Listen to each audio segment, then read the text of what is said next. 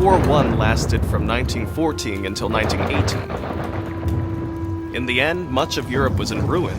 The Allies had triumphed and Germany had been defeated, and it was time for payback. The Allies, though America objected, presented the German government with a bill for 132 billion gold marks. That's billion with a B.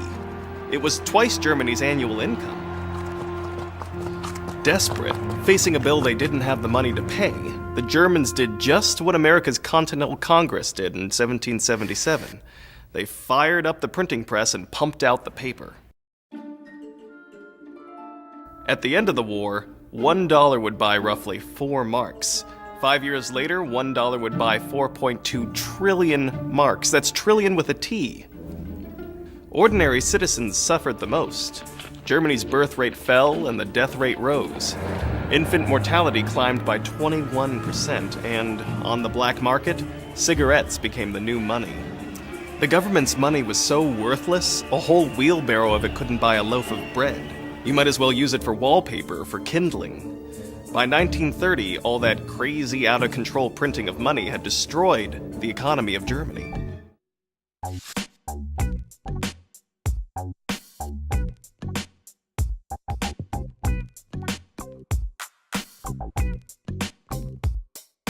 A key component of human life is enlightenment, the awakening from the darkness of deception into the light of truth.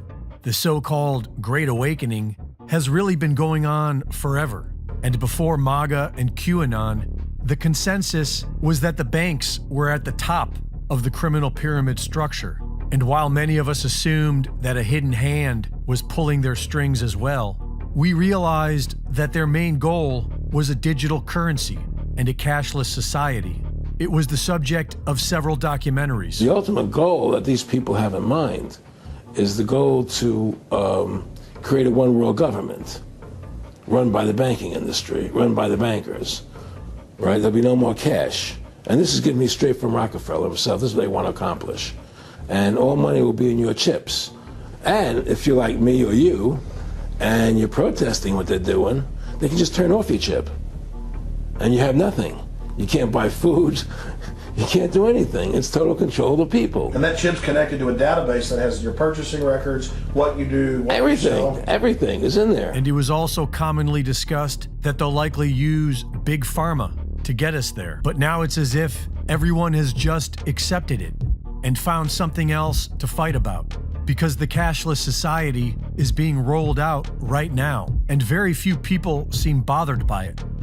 In November of 2019, right before COVID, the Institute of Politics at Harvard Kennedy School had a live tabletop exercise called Digital Currency Wars, which looked at how the United States can continue to leverage economic power in a world of national digital currencies, such as the Chinese digital yuan, which is already heavily competing in trade against the US dollar and seems to be at the forefront of centralized digital currencies. And it has an expiry date. If you don't spend it by then, it becomes worthless, so people can no longer save money. The Bank of International Settlements has announced that the central bank will have absolute control on the rules and regulations and will have technologies to enforce it. The Central Bank of Brazil is planning to launch their centralized digital currency in 2024. Israel is about to launch theirs, and the Bank of England is now preparing a UK digital currency. Italy's new Prime Minister, Meloni, is speaking out against the cashless society, but she seems to stand alone on the world stage. In the Federal Reserve's digital currency scheme, it appears that Hedera and Quant will be used on the technology side. They are already connected to everything. The cashless society is here, but everyone is talking about Hunter Biden's laptop. The tyrants are still getting exactly what they wanted. And once it's all said and done, then who will save you? And if you're like me or you, and you're protesting what they're doing, they can just turn off your chip. And you have nothing. You can't buy food. You can't do anything. But it doesn't matter if you are a political activist or an obedient sheep. because the banks are planning on taking all of your money to pay off their debts. I mean, it's a little bit conflicted, right? I mean, it's important that people understand they can be bailed in, but you don't want a huge run on the institution. But they're going to be. The FDIC currently has less than $200 billion in assets to insure over $9 trillion. That's just 1.3%. They know that a system collapse is coming, and they are already planning for bail-ins. As trust begins to fail, the people will begin to withdraw their funds, which will only guarantee a banking collapse. This is known as a bank run. In 2012, the International Monetary Fund, known for their reputation of coercion, violence, and extortion, published staff discussion notes entitled From Bailout to Bail-In: Mandatory Debt Restructuring of Systemic Financial Institutions. After the 2008 crisis, the world learned what a bailout is: trillions of taxpayer dollars printed out of thin air to pay off the bankers' bad habits. It was hugely unpopular, but pales in comparison to a bail-in. So what exactly is a bail-in? It is officially obfuscated with elaborate equations, but to put it simply, it is when the bank steals your money directly from your account. They called it haircuts when they did it in Cyprus back in 2013, which the courts later ruled was legit. And a recent video on TikTok shows that the new bail-ins may have already begun. So I'm a Bank of America and everybody's missing money. I'm also missing money over $1,300, and they're telling me to call customer service. And they keep hanging up on people. This another person here is also missing money. So we're trying to see what's going on. Money's missing today, and we need our money. And they're already telling us to call customer service, and customer service ain't doing nothing about it. So just a heads up, if anybody's experiencing this, please let us know, because this is not right. I'm missing $1,400 from my account, and they're telling me that there's no way they can help us. This guy's missing money too. This other person is missing money too. And you missing money too? There you go. So this is not something that's just one person. This is everybody's happening to them. And this is crazy. This is very crazy. Yes, Bank of America decided to take people's money without their consent. And we're asking what's going on, and they're giving us a runaround. Everybody for the same thing, man. Same thing. Rejecting the New World Order. The Central Bank of Nigeria launched their CBDC a little over a year ago, but the people rejected it. So early this year, the Nigerian banks emptied the ATM machines and closed their doors. This resulted in angry protests. The people attacked ATMs and blocked roads in multiple cities. The Bank of Lebanon has crashed. The Lebanese pound has fallen to an all-time low of 80,000 against the US dollar. The people have taken to the streets. Banks have been set on fire.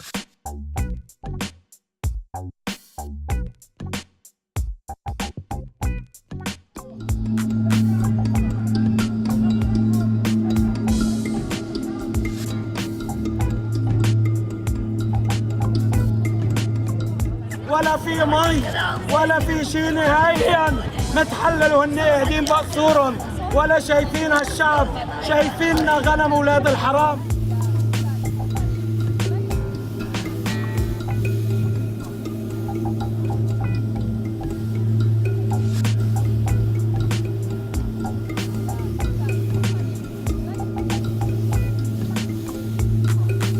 في بعد منا مليونيرية بالدولار، بس ما عندهم قرش بجيبتهم، لأنه المصارف سرقت كل شيء وعم تستغل نظام الدولة الفاسد والقضاء المأمور تا يحموا هالجريمة بوضح النهار.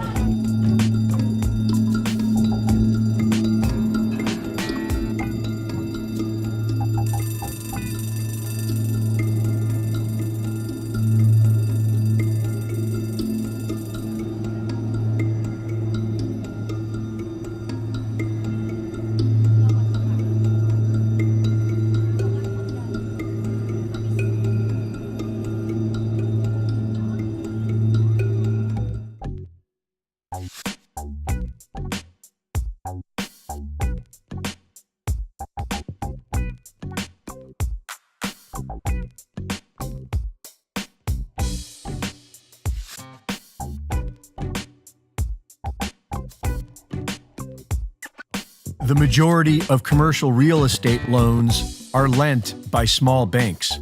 Massive short bets are now happening in the commercial real estate market. The Federal Reserve Bank is taking down the housing market along with all regional banks, leaving only its vassals who will be distributing CBDCs as a solution.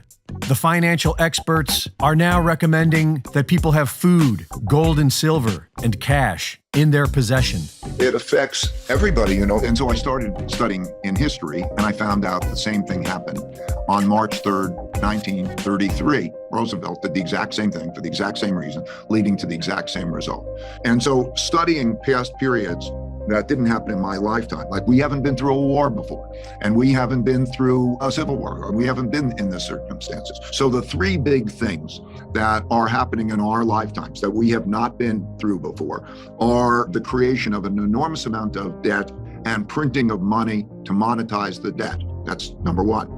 And so we'll talk about inflation and where we are in that cycle. And I'm like a mechanic. I'm not ideological. I'm just like, what are the cause-effect relationships? How does that dynamic work mechanistically? But it produces inflation. The second, but very interrelated to this, is the large internal conflicts that we are having. Populism of the left and populism of the right, and values differences that is producing a conflict, brought about also by the largest wealth gap differences, largest opportunity gap differences, and so on. That type of conflict I have never seen in my life, but that also happened in the 1930 to 45 period. And so I needed to go back and then study that over time. And then the third is the great power conflict. When 1945, when this world order began, as all world orders, there's a war, there's a dominant power. The dominant power sets the rules. And when the dominant power sets the rules, then you have a period of peace and prosperity. And so the United States in 1945 had 80% of the world's money. It had half of world GDP. It had a monopoly on the military power. And so we came into the American world order. That gap, that power gap, has shrunk to be approximately equal with the other side. And we're having a great power conflict. So you have to go back to that period of time. And I've seen that period of time happen repeatedly. When these three things happen repeatedly, it's a very dangerous set of circumstances. So we are in a position on the financial one to be in a position where you cannot raise living standards by raising money and credit. In other words, if you increase money, then the value of money is going to go down. And one man's debts are another man's assets. And so when they get negative returns by holding a debt asset, they're going to sell that debt asset, and that produces a problem, and that's over a period of time. And so the Romans, for example, put less gold into gold coins. And so you saw it in its way, and that certainly produces kind of the inflation, because you can't raise living standards by printing more money. So we have that going on. And so there's that dynamic of where is a storehold of wealth? The purpose of a currency is two purposes: a medium of exchange and a storehold of wealth. A storehold of wealth means you buy its debt and its assets, and you can save in it. And people believe that cash is a safe investment, but they're seeing that what happens is it's losing buying power, and it will lose buying power. So they start to realize it's not a safe investment. Inflation over the last year, about 8%. Interest rates were nothing. And so there was an 8% change in buying power. That kinds of changes and sort of reinforces the inflation cycle. We pay too much attention to one currency in relationship to another currency, and not enough attention to the fact that those aren't the choices. It's a choice for transactions, but it's not a choice for storehold of wealth. So if you're holding European euros and euro-denominated debt, and you're getting a negative interest rate or thereabouts, and the same is true in Japan, and you're not making up with inflation, none of those are good. And like in the 30s, they all depreciated, they all went down in relationship to goods and services and other asset prices.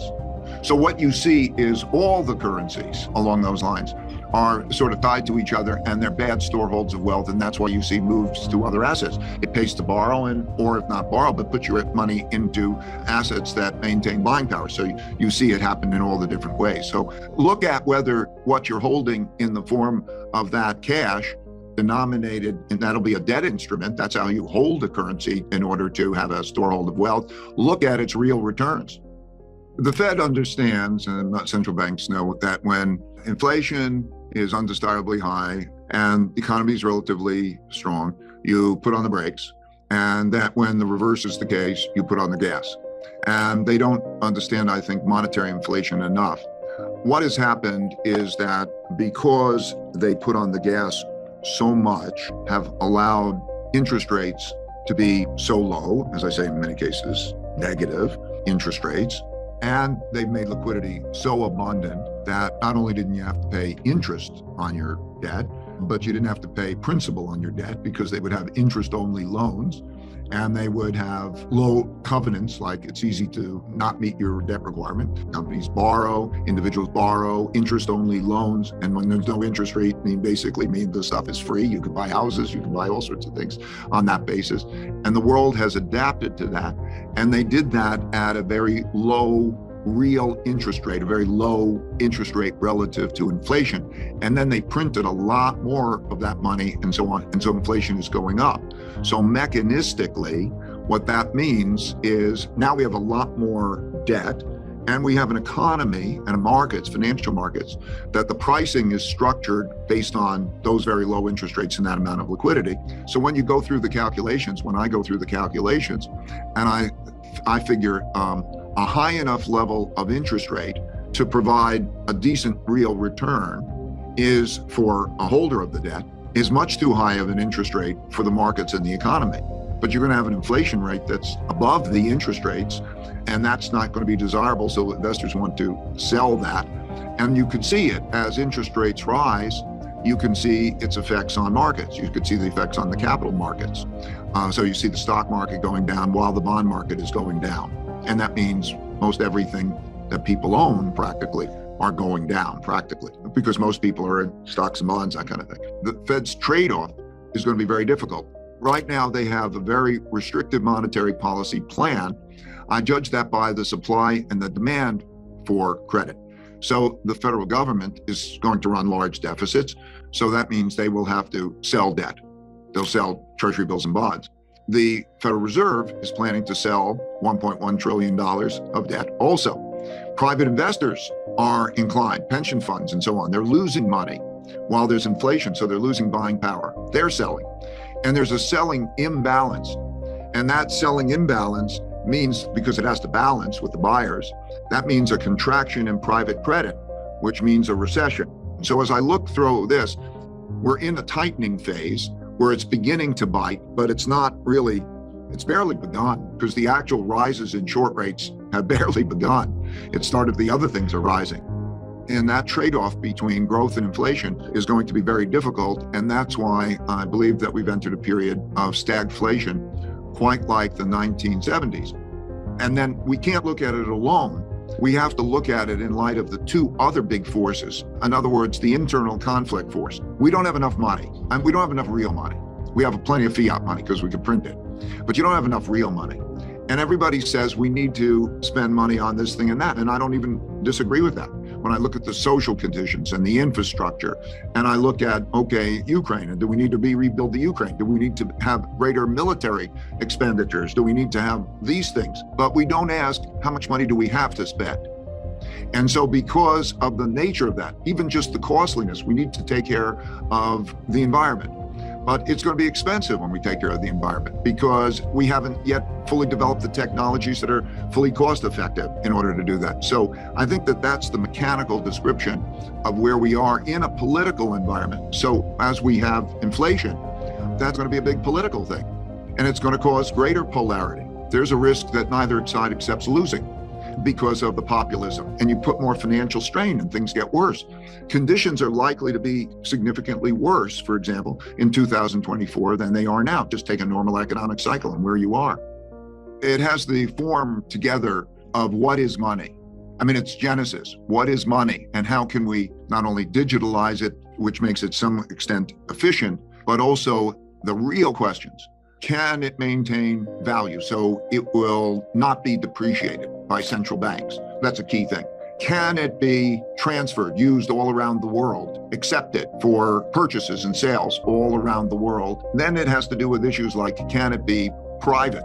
There's a saying in gold's case, which is, it's the only financial asset that you can own that is private and you can move around that isn't dependent on somebody paying you money, paying you something. So as a medium of exchange. Crypto, those in a fiat world naturally becomes a alternative, a consideration. And the fact that it's gone on something like Bitcoin, I guess about 11 years, and it hasn't been hacked and it, is working in that way, has its particular appeal. It has big issues.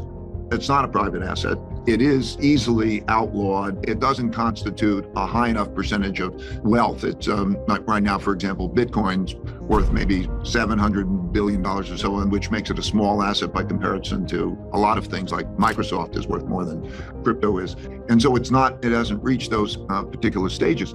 I think that people are grappling for what the new money will be in this environment.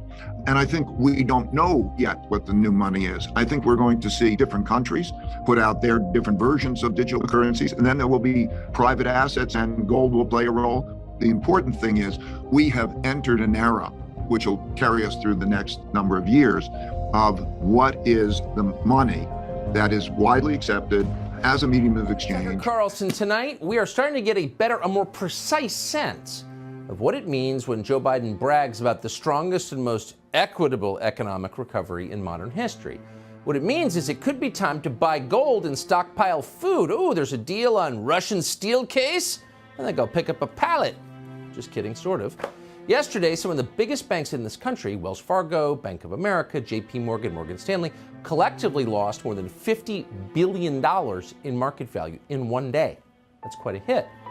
On the other hand, those banks still exist, and you can't say that for Silicon Valley Bank. As of this morning, Silicon Valley Bank, or SVB, has gone under completely. That makes the second biggest bank failure in the history of this country. And the significant, SVB financed nearly half of all venture-backed healthcare and technology companies in the United States. It also apparently held significant cash reserves for some of the biggest cryptocurrencies, and it's now gone. Federal regulators have renamed it and taken it over, and that means an awful lot of people lost an awful lot of money. And no, most of that money was not insured, no matter what they tell you. The FDIC only guarantees bank deposits up to $250,000. And according to some reports, more than 90% of all deposits at SVB exceeded that. And it's unclear whether those people ever see their money again. In fact, when customers showed up at SVB's branch in Manhattan today to get their deposits back, managers called the police.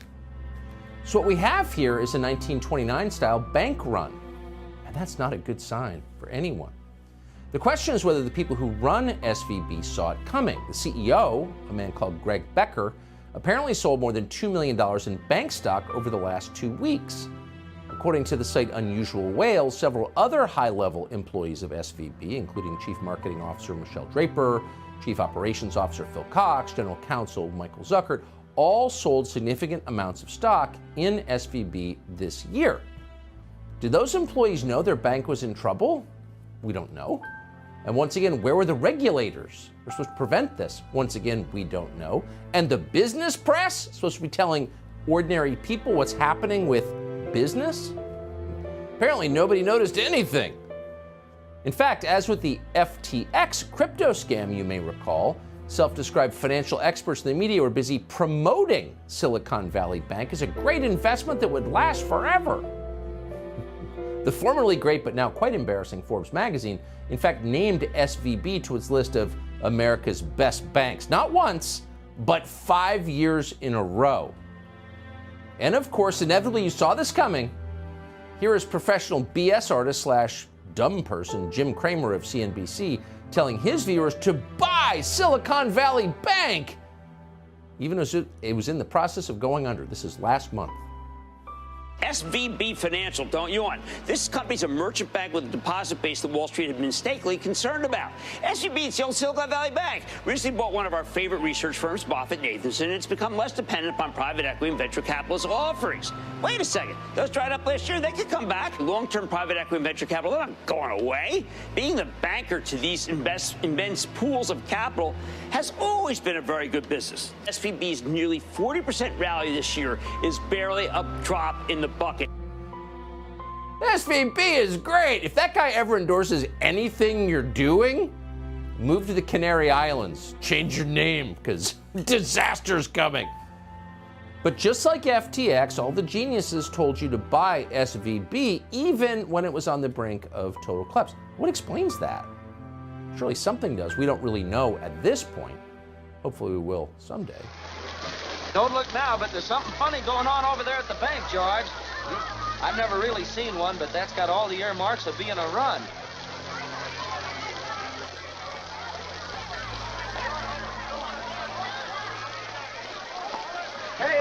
You got any money in the bank, you better hurry.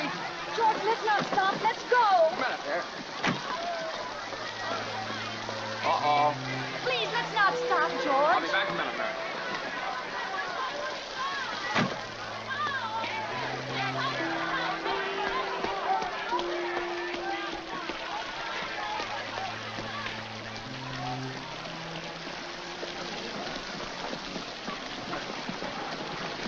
Well, hello, everybody. Miss Thompson, how are you?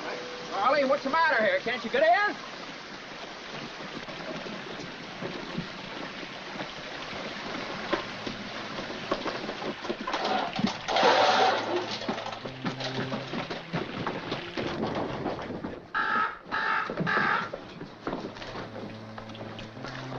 What is this, Uncle Billy? A holiday? George. Come on in, everybody. That's right. Let's come on in. Come on, Jimmy.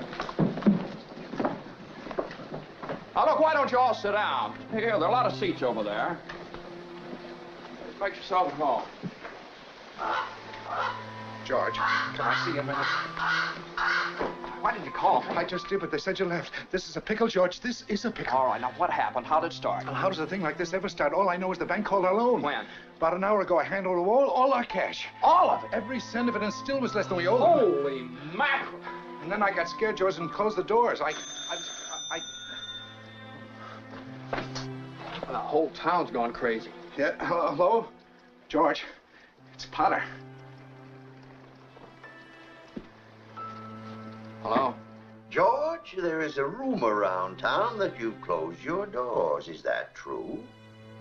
Oh, well, I'm very glad to hear that. George, are you all right? Do you need any police? Police? What for? Well, mobs get pretty ugly sometimes, you know. George, I am going all out to help in this crisis. I have just guaranteed the bank sufficient funds to meet their needs. They will close up for a week and then reopen. Just took over the bank.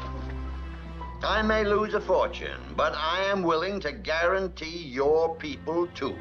Just tell them to bring their shares over here, and I will pay 50 cents on the dollar. Oh, you never miss a trick, do you, Potter? Well, you're gonna miss this one. If you close your doors before 6 p.m., you will never reopen.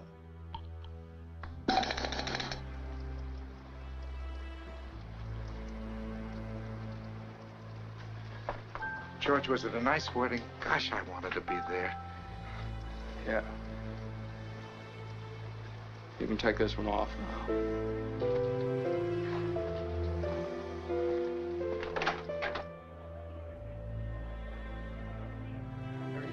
Now, just remember that this thing isn't as black as it appeared.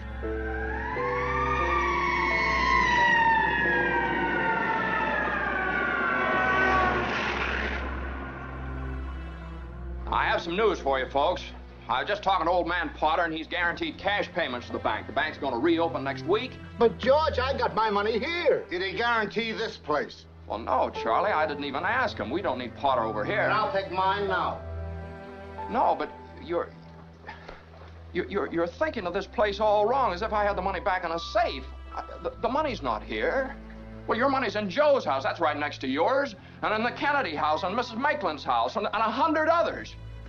You're lending them the money to build, and then they're going to pay it back to you as best they can. Now, what are you going to do, foreclose on them? I got $242 in here, and $242 isn't going to break anybody. Okay, Tom. All right. Here you are. You sign this. You get your money in 60 days.